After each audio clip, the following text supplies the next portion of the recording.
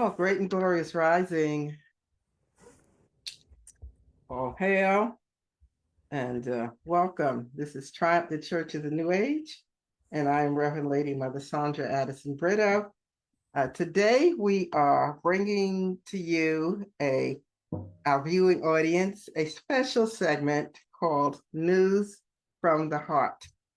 And it's featuring our team members, Nadia, Brenda, Bettina, with music from the heart with Wesley.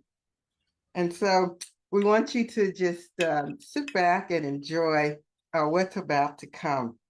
So just as an introduction, in our country today, there is so much misinformation, disinformation, and it seems at times that we cannot escape the noise. I tell you, it is enough to make you lose your mind if you let it. The question is, what is real? Where is the truth? Amid the chaos, we all yearn for authenticity and sincerity. Jesus once looked out at his community of politicians and religious leaders and declared, "Woe to you hypocrites!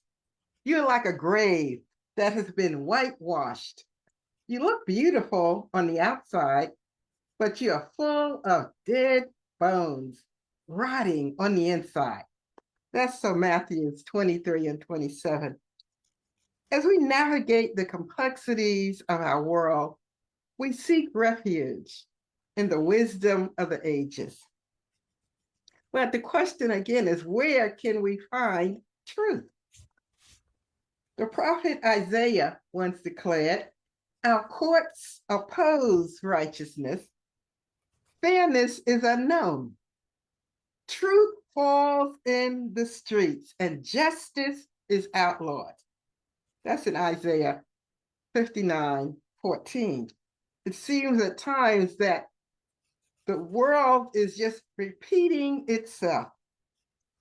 In the face of adversity, we are reminded that truth and justice are the pillars that hold our society together. There's another prophet recorded in scripture as being called in his mother's womb. It's Jeremiah. He surveyed the land in his day in search of the truth. And I want to just share with you a contemporary rendering of Jeremiah's heartfelt proclamation. And this is according to Reverend Lady Mother Sandra Addison-Britto from Jeremiah 6:16. Walk around the streets of America, look around you and tell me what you see. See if you can find anything good happening anywhere. Look in the marketplace, the town square, churches, synagogues, temples, mosques. Look in the hidden spaces of our cities, the underbelly. See if you can find anyone who does what is right. Look, see if you can find one person who loves truth and lives according to compassion, justice, and peace. If you find one, we have a future, something to live for. I declare to you today, amidst the chaos, there is truth, there is love, there is goodness. And today we want to share just that with you in News from the Heart. So stay with us. Don't go anywhere. In fact, hit like and share. Text a friend. Let them know Triumph is live streaming with News from the Heart and music from the heart. You don't want to miss this. Wesley is coming now. He's going to start us off and setting the atmosphere. And I'll be back a little bit later. Welcome, Wesley. Morning, everyone.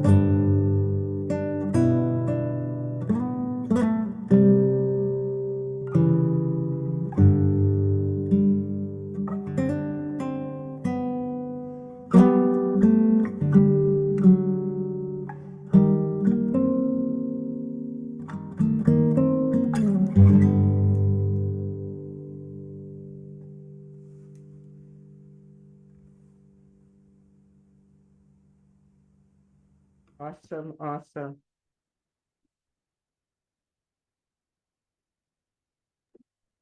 Nice. Thank you, Wesley. Thank you, thank you, thank you. Well, welcome back. As always, I invite you to take a nice, deep breath. I like to do an inhale through the nose and an exhale. And take your time with it. An inhale and an exhale. At your own pace, whatever feels good for your body. Just take a moment to become aware of your physical form and the divine intelligence within. That our body breathe without us asking it to, asking them to. That our body can pump blood, our heart can pump blood without us asking it to.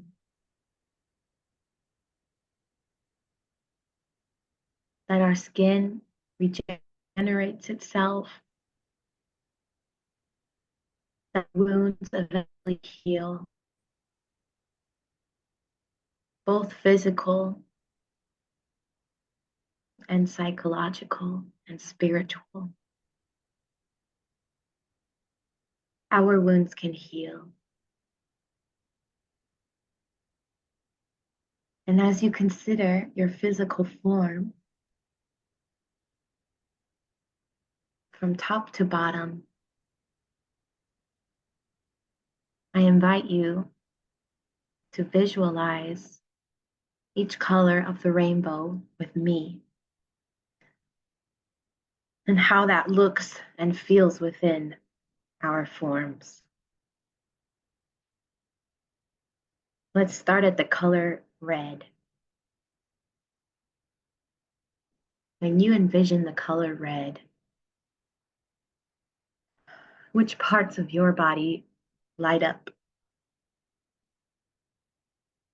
What emotions come to the center? Is it anger? Is it love? Is it the taste of cherries? Where in your body can you feel the color red? Isn't it a part of you that has pain? Or is it a part of you that has a lot of love? Or maybe both? And breathe into it for a moment. And start letting the colors shift until we reach a nice bright orange. The orange is generally associated with the sacral chakra, which is right above the root chakra, right at our base, right below the belly button. the area of creativity. But when you think of the color orange, what do you feel? What do you see? Do you see a bright flower? Do you see an orange crayon? And you're creating words and colors and shapes.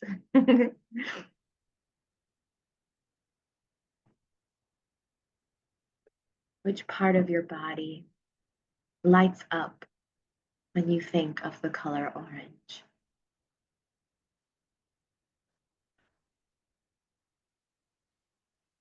And as you go through this, remember to breathe. Take note of the moments that you might label something as good or bad. In this exercise, consider it to be neutral. Consider it to be an experience. And let the colors start to fade into even lighter yellow.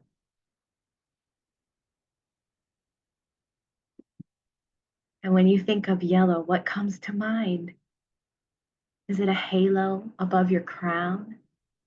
Is it the warm sun shining on your skin? Is it your spirit or your light illuminating from deep within your chest? Is it a yellow sunflower that lights up your eyes and your heart? Or some blonde hair? Where does yellow sit in your body?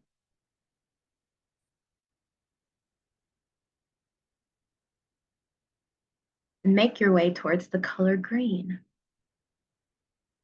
the color of the leaves, the color of the earth.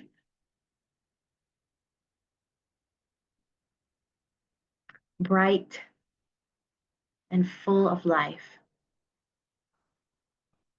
Where does green sit for you? Is it in your legs? Or you can walk or guide yourself through the forest, through a trail? Is it in that feeling of envy or jealousy that you experience every so often?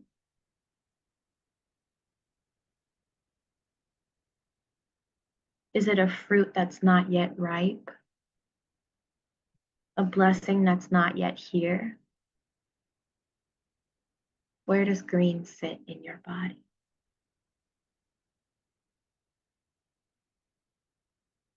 And just breathe into it for a moment. And inhale and exhale.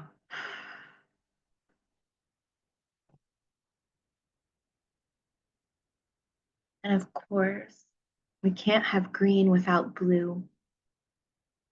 We can't have the bushes and the trees and the leaves and the grass without nice clear blue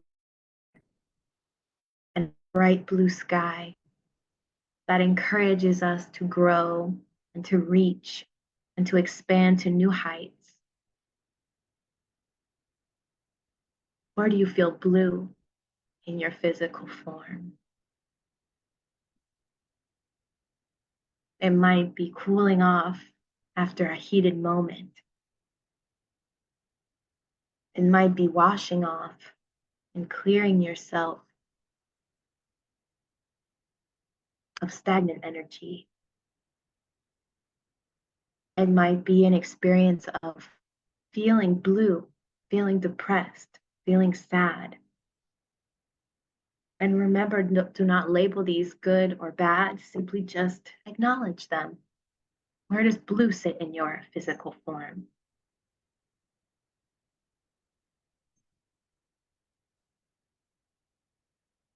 And we'll make our way to purple, to violet.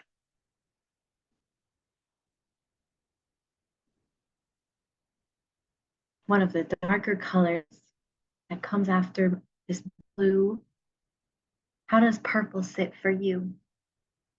When I think of purple, I think of royalty. I think of luxury. I think of eating grapes in the breeze. I also consider how my physical form can become bruised and hurt, and how that becomes the color purple as it heals.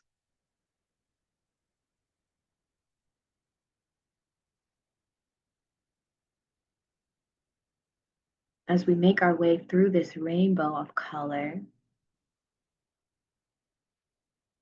take note which colors stand out to you in this moment today.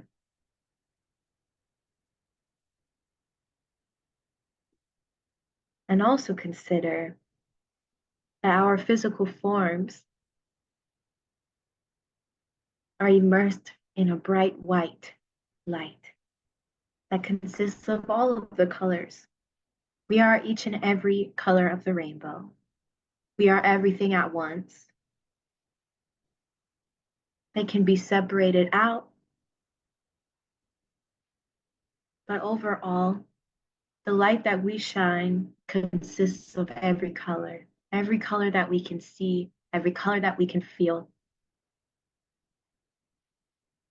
And we can't have one without the other. We can't have the good without the bad. And I'm so thankful to experience the rainbow and all of the shades in between.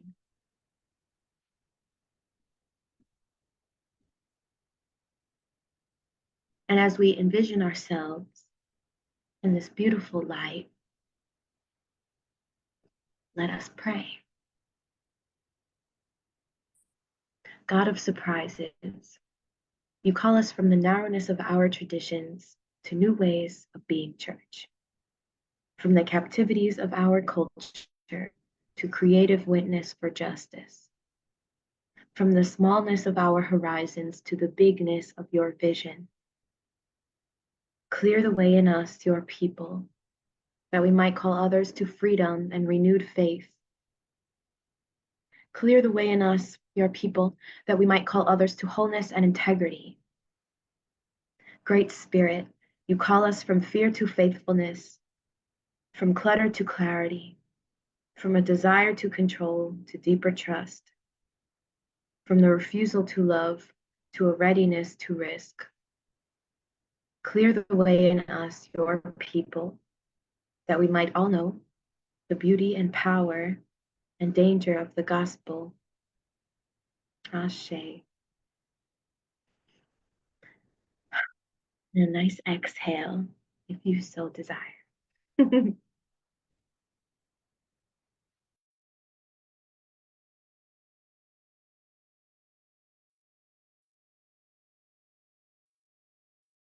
Great day, guys. So Jeremiah 6-16, walk around the streets of America. Look around you and tell me what you see. See if you can find anything good happening anywhere. Look in the marketplace, the town square, the churches, synagogues, mosques, and temples. Look in the hidden spaces of the city, the underbelly. See if you can find anyone who does what is right. Look, see if you can find one person who loves truth and lives according to compassion, justice, and peace. If you find one, we have a future, something to live for. Thoughts for the day. The first question which the priest and the Levite asked was, if I stop to help this man, what will happen to me? But the Good Samaritan reversed the question. If I do not stop to help this man, what will happen to me? Martin Luther King.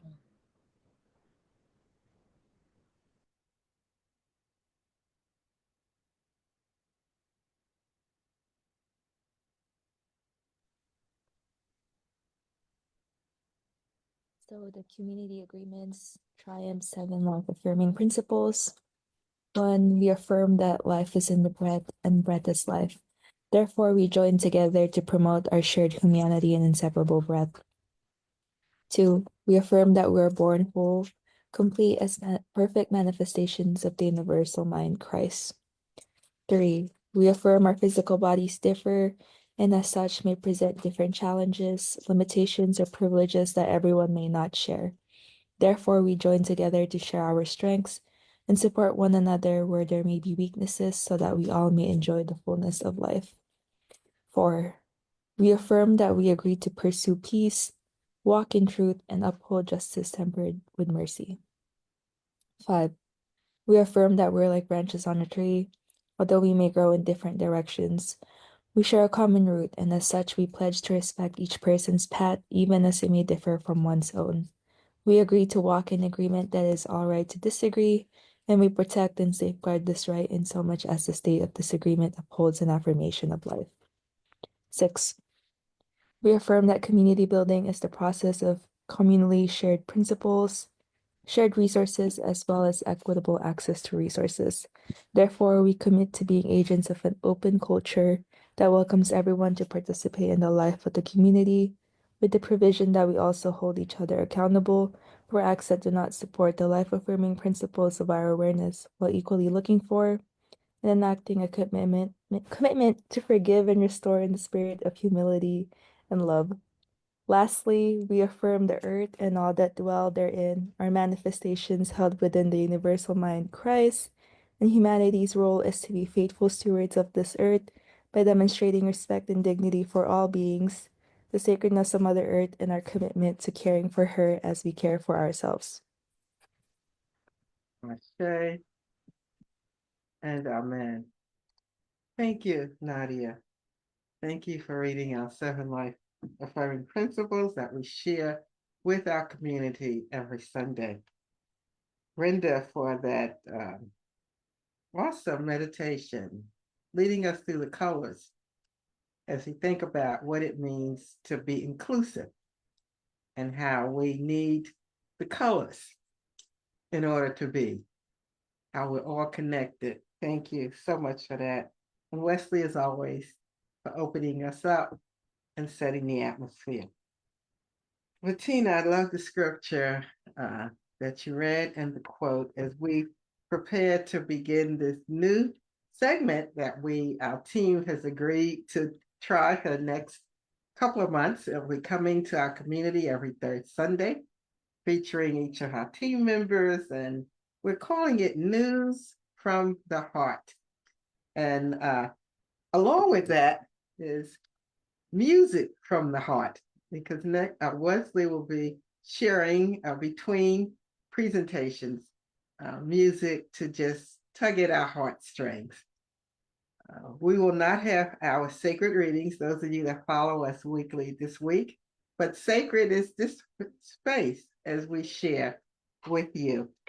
And I want to just start this by just reiterating what Bettina shared and our quote from Martin Luther King Jr. For those of you that are familiar with the Good Samaritan story in the Christian tradition, where she said the priest and the Levite looked at the stranger that was wounded on the side of the road and said, "But what will happen to me if I stop to help this man?"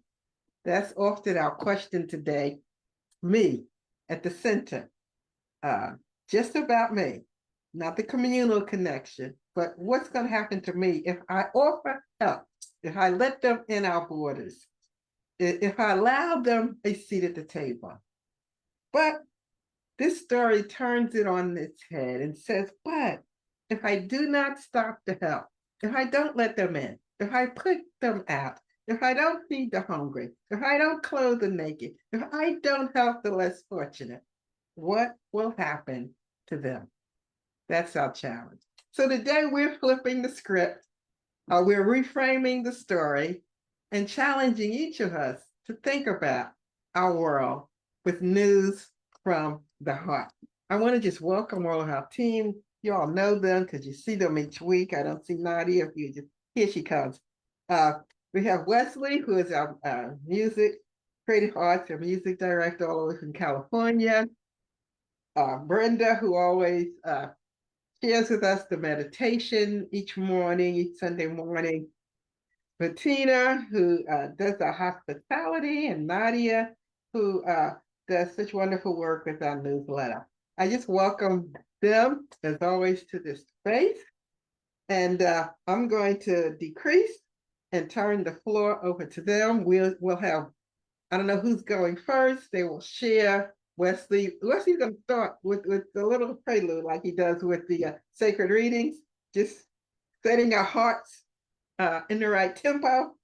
And then we will go to whoever is going next. And then after that, after the presenter, Wesley will come back with a little music, and then we can pause before the next one. If anyone wants to comment, or we can keep going. We can just let it flow, like the blood pumping through our veins. Okay? I'll share this piece a little bit very quickly. That's called Peace. It's in Portuguese. And it questions ways to make peace. And in this song, they go through like how people in different places trying to find peace, even sometimes through a war, which is very questionable. So this is a very interesting piece called Peace by Gilberto Gil.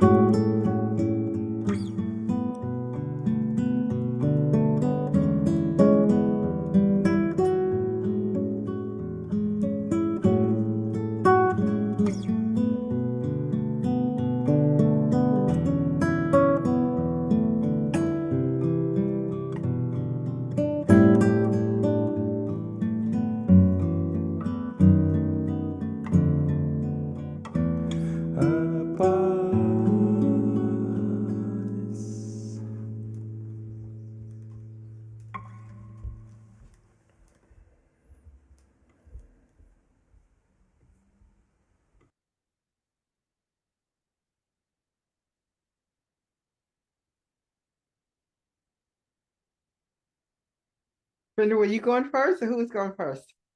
I guess I will. Okay. Okay. So hi everyone, I'm Brenda.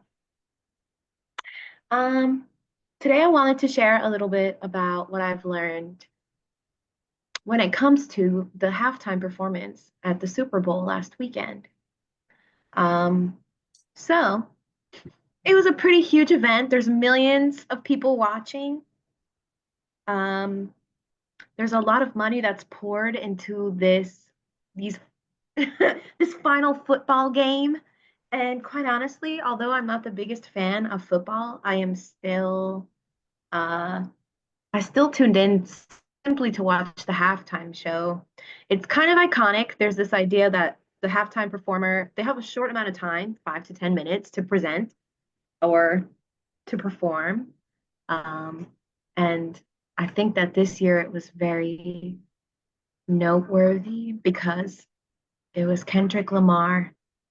Kendrick Lamar is the African American musician, rapper, lyricist who is at this point very, very well known for his witty, creative lyrics and his a lot of his ability to call out the system, to call out people, to call out musicians and public figures. And if you were watching at this halftime show, at the start of his performance, he called out the revolution, specifically saying, the revolution's about to be televised. And you picked the right the right time, but the wrong man. And I think he was trying to say that, or he said that simply because it was almost like a heads up, a foreshadowing of like this might be uncomfortable for y'all. It's clear that Kendrick Lamar is very much advocating for more of the progressive liberal side of things. But to me, that simply just means human rights and celebrating people of color, especially for him, Black culture. Um, and it was quite noteworthy that President was in attendance at this event. So there was a lot of, maybe tension or friction there. So in his revolutionary performance, it started with a very well-known actor, Samuel L. Jackson, coming out and presenting himself dressed up as Uncle Sam. First of all, from what I've seen, Samuel L. Jackson, his strong voice, he's a very iconic actor and someone in the public realm. And in other roles, like I remember him in Quentin Tarantino movies and things like that, that he tends to play more of like a quote unquote sinister character. And so a lot of commentators were saying, how funny that he's also playing Uncle Sam. When I think of Uncle Sam, I think of taxes. I don't know. That's the first thing. I think there's a very patriotic character there, but also when you think about a patriotic character, I think about corruption. So throughout the performance, Uncle Sam continued to interject and interrupt the performance, to criticize or to make comments. So, for example, he was very much trying to get them to settle down. And at one point, he even said that, you don't want to be too loud or too reckless or too ghetto. And that was really intense when he said that, right? Because this performance is, again, led by a Black man. And also, everyone that was involved in the performance was also Black or a person of color. So, Uncle Sam continuing to interject was almost like a representation of the way that the US government or our community, nation as a whole tends to very much criticize um, the culture. Moving forward, there was this big formation that all the dancers made. They were dressed in red, white, and blue, and they all were in the form of an American flag. So there were rows of them, some blue in the top corner, and then red, white, red, white. And it really, on screen, it was a beautiful image. But you also consider, like, okay, this American flag is made up again of African American or Black dancers. And a lot of commentators or people, viewers, were saying that this might be a representation of how this country was built on the labor of enslaved people, um, which is often not acknowledged. There's a lot of exploitation in our world. And there's even this attempt to ban books, to rewrite history or whitewash it, as they say, to make the future generations forget what happened and what was. So, this happening again on screen in front of a giant stadium of people, in front of millions of viewers on television, it's an intense reminder. There is also a point where the formation of the flag, the dancers kind of split, and Kendrick was in the center. Um, so there's also this understanding or like a literal visual of the division in our country right now. There's a very much like us versus them, Republican versus Democrat, the wealthy versus the poor. Um, it's a very uncomfortable polarization, but through dance, through their physical bodies, they were able to represent these numerous aspects of our experience here in the United States. There was a lot of mention to this idea of the Great American Game. So at the start of the performance, there was almost, it looked like a tic-tac-toe board. Some people were speculating that maybe it was like a PlayStation video game controller, right? Because there was like the X, the O, and a square, which are symbols that are on the video game controller. But either way, this idea that the American game, it's almost like you have to gamble, you have to take a risk, you have to play the part to survive in a capitalist society, which is very much exploiting a lot of people. a lot of workers, a lot of students, um, a lot of people that are not of generational wealth. So consistently throughout the performance, Uncle Sam was referring to this game, uh, counting up the points, even saying that at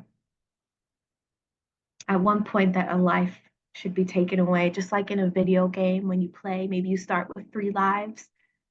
And because of something that happened in the performance, Uncle Sam was like, you know what, scorekeeper, take away a life.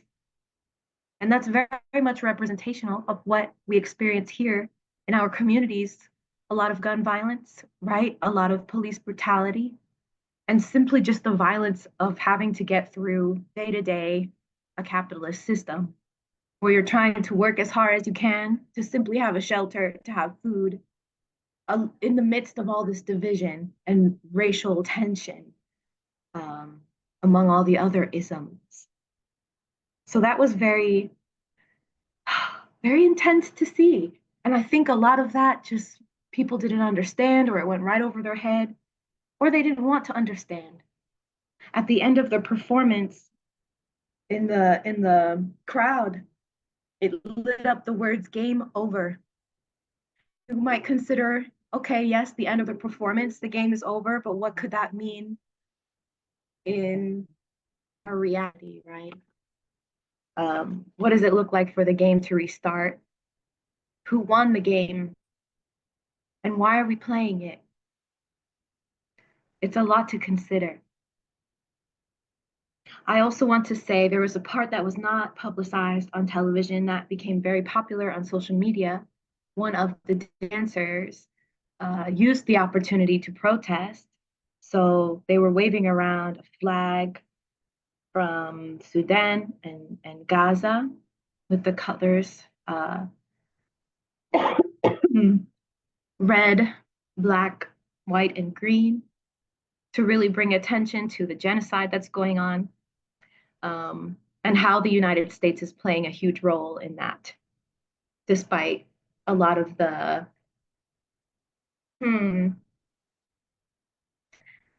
what is the word that I used before? Patriotism that we are having too. It's like this constant.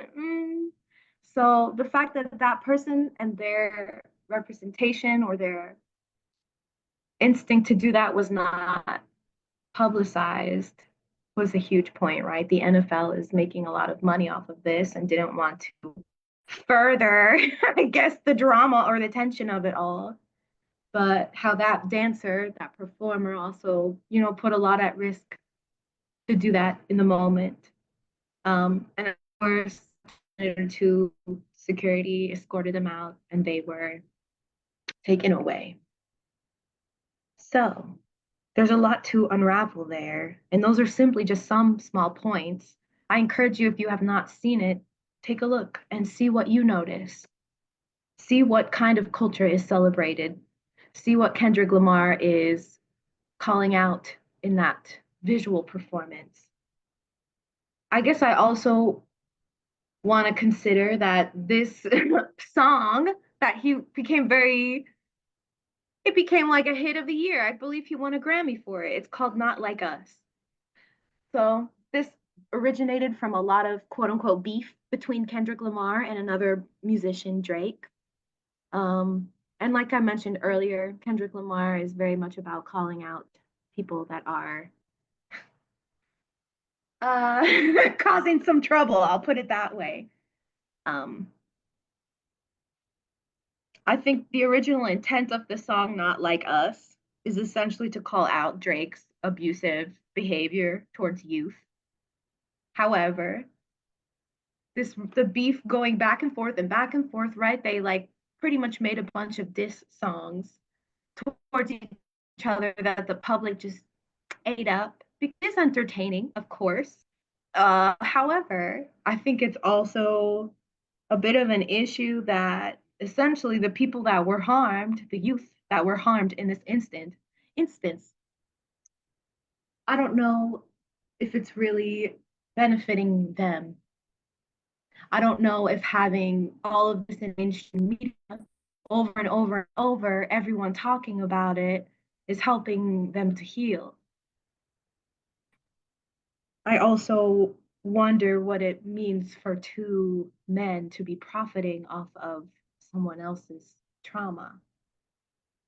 So that is something to consider, despite the, I suppose, revolutionary intent behind Kendrick's performance, not only at the Super Bowl, but just simply by producing and writing these songs. It's also important to consider the other side of things, right? There's always another side of it. So keep that in mind as you continue to listen and enjoy all of the drama that's going on in the musical world. I think I will like that. Thank you for hearing me out.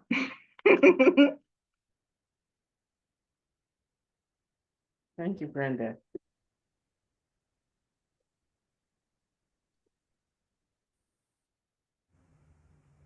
Should I play in between, Sandra? Yes. Okay.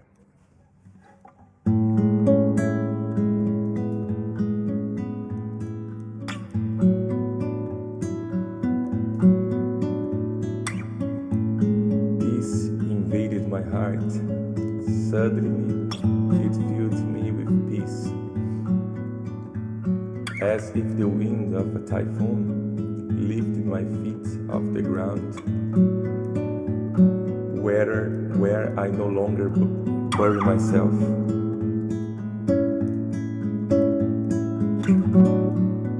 Peace turned a sea of revolution into my destiny. Peace, like the great explosion, a bomb over Japan, brought forth of Japan of peace. I thought of myself, I thought of you, I cried for us. What a contradiction. Only war makes our love be in peace.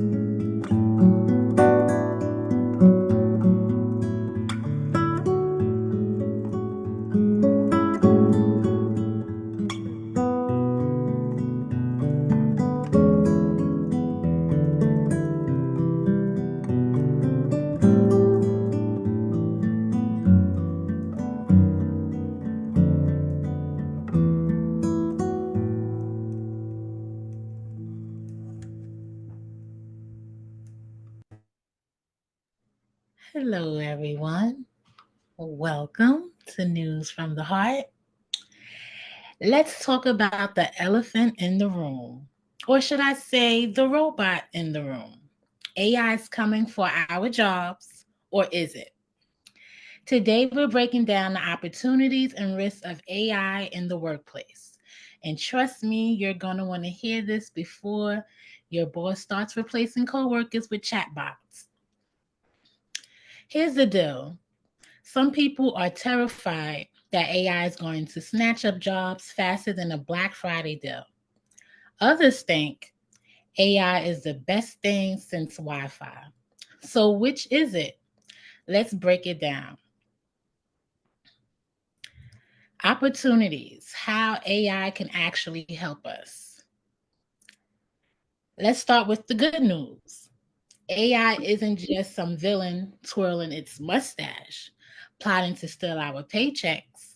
There are some serious perks if we learn how to work with AI, not against it. AI makes us more productive. Goodbye, boring work. Imagine a world where you don't have to spend hours filling out spreadsheets or responding to the same email 100 times. AI is basically that overachieving intern that never sleeps, never asks for a raise, and let's be honest, it's probably more efficient than all of us combined. AI automates mundane, repetitive tasks, frees up time for creative, strategic thinking. Let's think like marketing projects, management, design. Examples like AI writes reports for financial analysts so they can actually analyze rather than spend 5 hours copying data. It's like having a personal assistant who never takes coffee breaks, except they don't steal your snacks from the office fridge. So instead of stealing jobs, AI is actually giving us more time to focus on what humans do best: being creative, solving complex problems, and let's be real, taking extra long coffee breaks. For every job AI replaces, it's also creating brand new jobs. Jobs that literally didn't exist 5 years ago. Ever heard of AI prompt engineer? No, that's because that job was barely a thing until recently. New careers are popping up. AI ethics specialists, so it's making sure AI doesn't go vogue. AI trainers teaching AI how to think better, and also data laborers. Humans correcting AI's mistakes because let's be real, AI still messes up. AI is ultimate job disruptor, but it's also creating entire industries. The trick, learning how to work along it instead of ignoring it. So, wild idea here, but what if AI actually led to us working less? Sounds too good to be true to me. AI is protect AI is boosting productivity in certain industries. Some experts predict 4-day work weeks, which I like. It could become the norm. In France, automation has already led to 35-hour work weekends. Yes, in France, automation has already led to 35-hour work weeks, more work life balance. Big companies like Microsoft in Japan have tested AI driven shorter work weeks with insane productivity gains. Yeah, so AI could be the reason we all get long weekends. That's a future I can get behind. But there is a dark side of AI: employment. Let's flip the script. AI isn't all sunshine and rainbows. There are some real risks we have to talk about because if we don't adapt, AI might actually leave some people in the dust. Here's the thing: AI isn't replacing all jobs equally, it's coming for the middle, those routine jobs that require some skills but not too much creativity. Yeah. High skill paying jobs are safe, like AI engineers, doctors, creative thinkers. Low skills, like low paying jobs, somewhat safe, construction, food service, harder to automate. But middle pay jobs, not so much, like accounting, paralegals, customer support, they are in quite some trouble.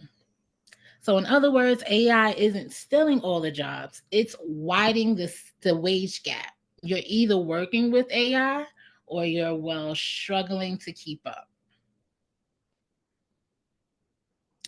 If I can do your job faster and cheaper, why would a company pay you the same salary? Companies replace expensive human labor with AI driven alternatives. Fewer pay raises, more layoffs. Already happening in journalism, graphic design, and even music production. AI is composing music now, folks. Some companies are using AI to monitor workers, leading to efficient pressure. Work harder for the same pay. So, yeah, unless we start setting boundaries and pushing for fair AI policies, some of us might end up doing more for less. Let's not forget the world surveillance thing. AI workplace monitoring is a real thing and it's creepy. Some companies are using AI to track employee keystrokes, monitor emails, and even measure productivity levels. Workers at Amazon and Tesla have complained about AI-driven performance tracking leading to burnouts. And AI hiring, studies show AI can be biased, like rejecting job applications based on their names or tone of voice. This happened to me. So yeah, AI be your best office assistant, but it might also be your worst micromanaging boss. Big Brother 2.0, anyone? So what's the verdict? AI is not the enemy, but it is a disruptor. Some jobs are disappearing, some are transforming, and some are being born out of thin air.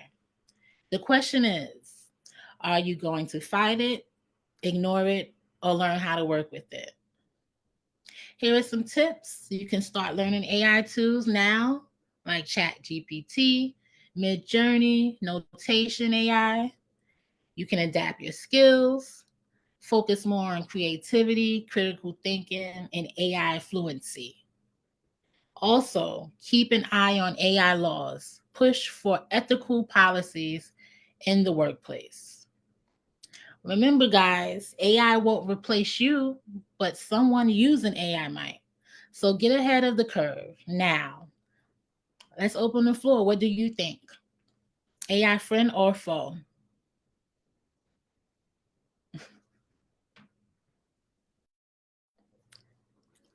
I'm done.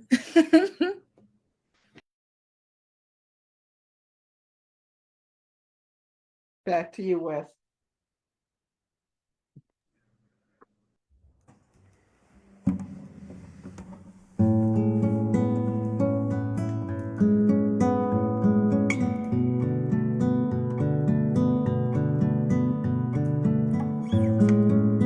Peace turned of the sea of revolution into my destiny. Peace, like the great explosion, a bomb over Japan, brought forth the Japan of peace. I thought of myself, I thought of you, I cried for us. What a contradiction. Only war makes our love be at peace. I ended up by the edge of the pier, where the road reached its end, where the end of this afternoon it's like, where the sea crashes into me, the lament of so many sights. Peace.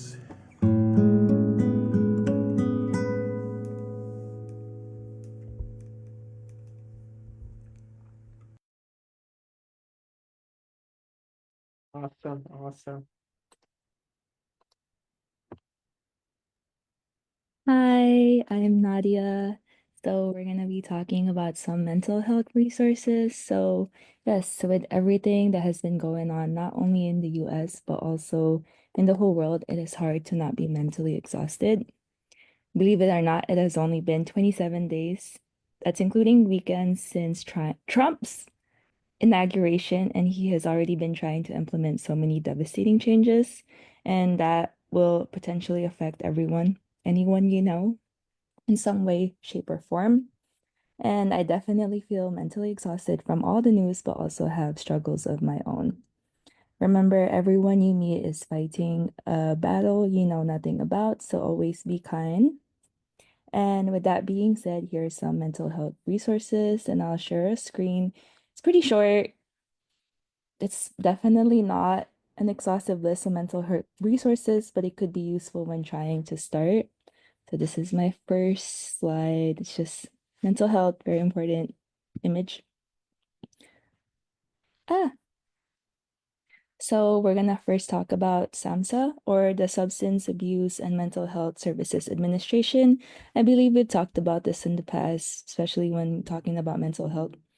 So it is an agency within the U.S. Department of Health and Human Services that leads public health efforts to advance the behavioral health of the nation. SAMHSA envisions that people with affected by or at risk for mental health and substance use conditions receive care, achieve well-being, and thrive.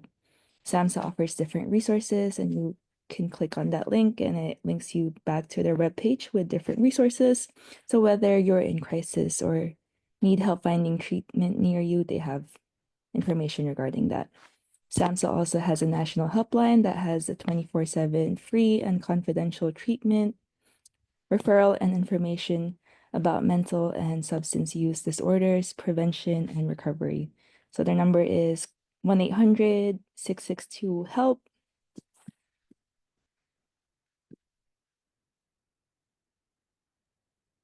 And then the next one is 988.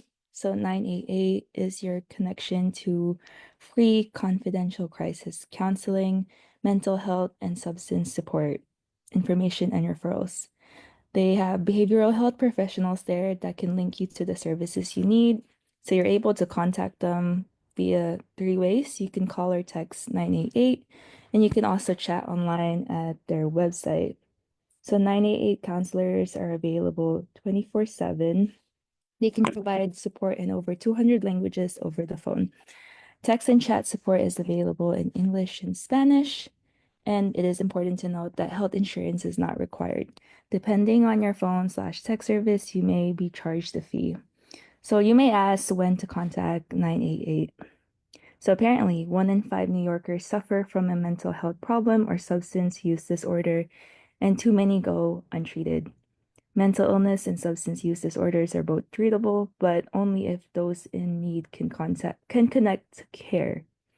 988 is an easy starting point for New Yorkers, and I'm assuming also like in the tri-state area, to find mental health and substance use support. So it could be whether you're worried about the negative impact drugs or alcohol are having on you. You can be feeling stressed, overwhelmed, and struggling with daily activities. Maybe you're looking for mental health or substance use providers in your area. Maybe it's a little bit more serious and, very much in crisis. So when you're having thoughts about hurting or killing yourself, you're also able to call or contact 988. And you can also reach out to 988 if you're concerned about changes in the behavior of someone you care about. And then 988 continued. So 988's counselors and peer specialists are trained to listen to you and provide the following services. So they provide short-term counseling, suicide prevention, and other crisis intervention. They also provide peer support and information and referral. So this is just like a very small list of resources you can access to. And then also remember, only you can decide when you want to ask for help. You may feel like you might be ready, but when you get in contact with a peer specialist or counselor, you might not be, and that's fine. They're supposed to meet you where you're at, and you can always contact whenever you decide to. So that's it. Thank you.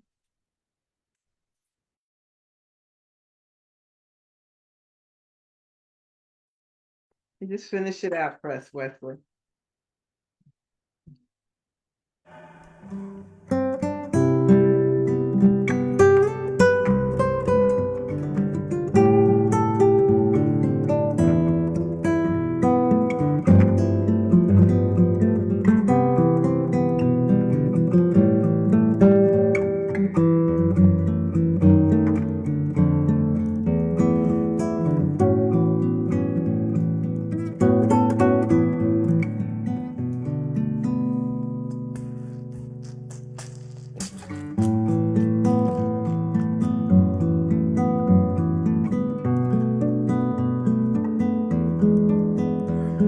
Paz invadiu meu coração, de repente encheu de paz.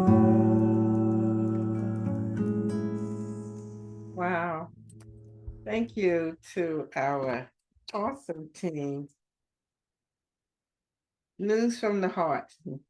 Thank you for sharing, Brenda, that awesome commentary on the halftime show. And I love the way you ended with showing the complexity of looking at something just one way. And things are never simple. It's complex, and the potential for exploitation.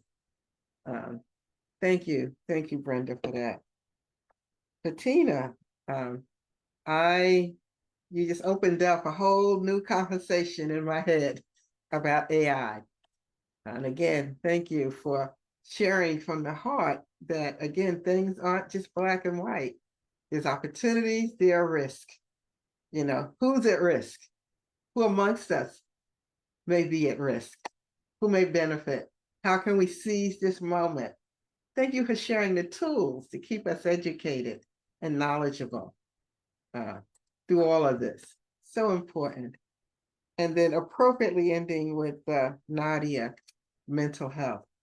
And I like how you shared, Nadia, that to be careful how we treat one another, because all of us are dealing with something that has us on the edge.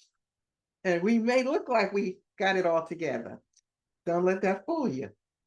Don't be deceived by that. There's always a weak link. We all have an Achilles heel.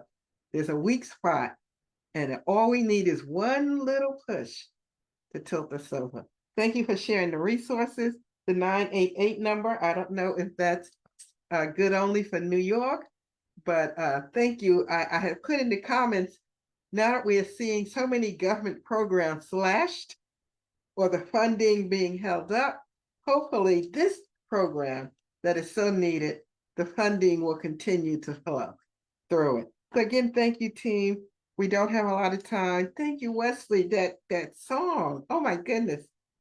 The lyrics, thank you for sharing the words. Just awesome. Music from the heart, news from the heart. I hope this blessed you, our viewing audience. Thank you for taking this journey with us today. We'll be back with this segment on the third Sunday in March with new commentary, new information, new inspiration. We're just going to quickly go through our announcements, and I'm going to give a closing prayer, and we will be out of here with Wesley again leading the way. I'm going to do the announcements real quick. We have our Art and Soul coming up the 26th. That's right, Brenda? Yeah, it's on a 7 Wednesday p.m. evening.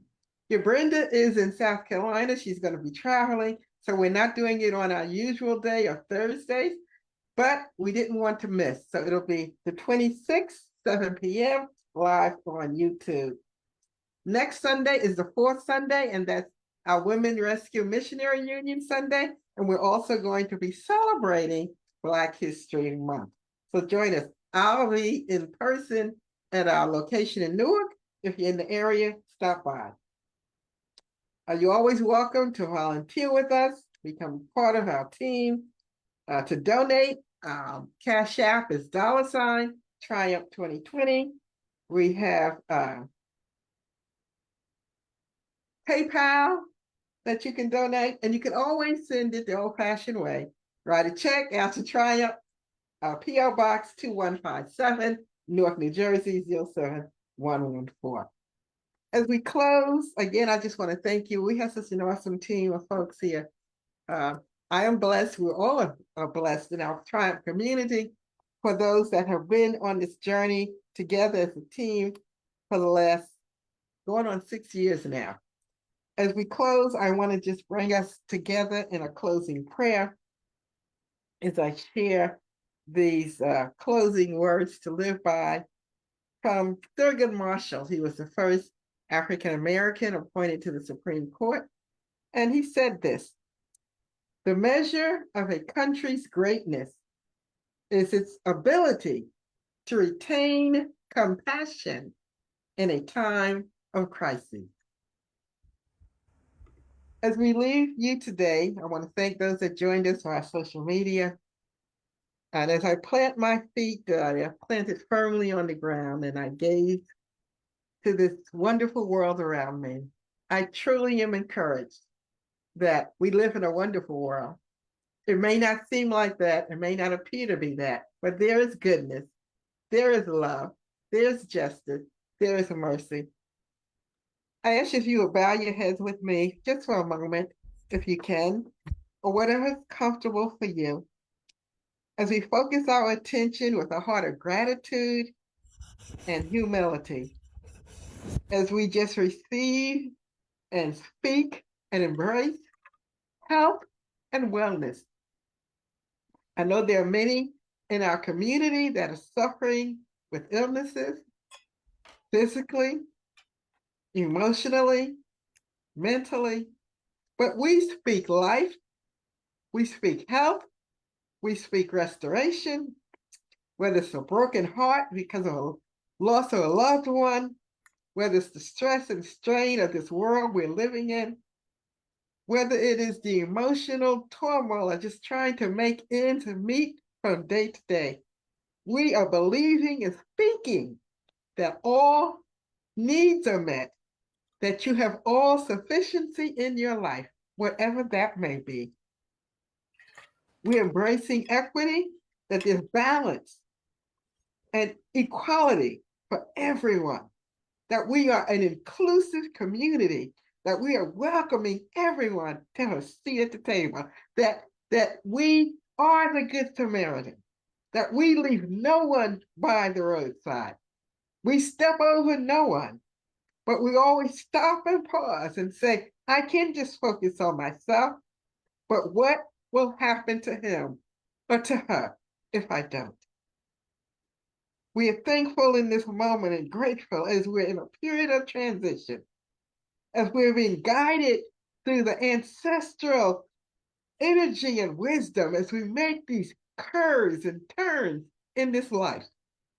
We're grateful that even in the chaos, there's order coming forth.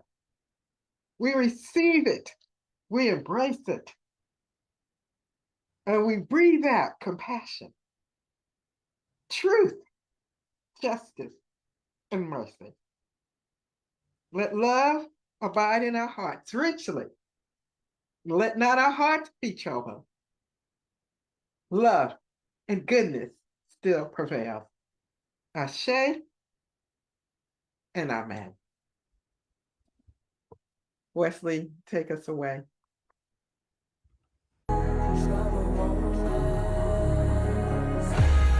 Liars and so much in media get all the praise and the fame.